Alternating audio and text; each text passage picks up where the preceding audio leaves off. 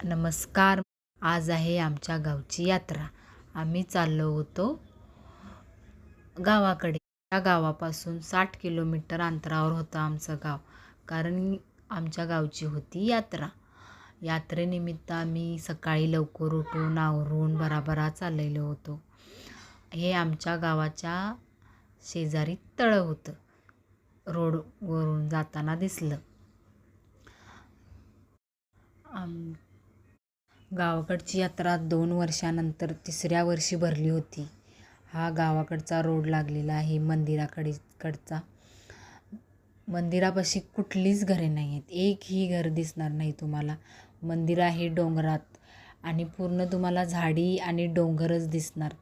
एकही कुणाचं घर दिसणार नाही. मंदिराचं असं वैशिष्ट्य आहे की भावेश्वरी देवी म्हणाली, एक तर तुम्ही गावात आणि मी डोंगरात राहतो, असं आधीच्या पूर्वजांच्या लोकांना सांगितलं होतं देवीनं. हा लागला आता देवीच्या वाटेकडचा रस्ता.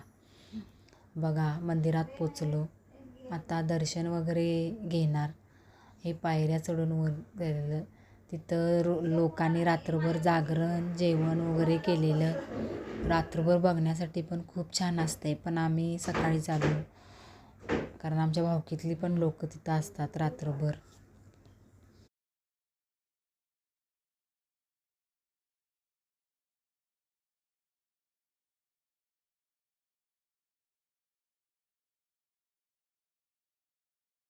हे बघा भावेश्वरी देवी आमची. किती छान मस्त मंदिर आहे. सगळ्यांच्या इच्छा पूर्ण करते, नवसाला पावते देवी आमची.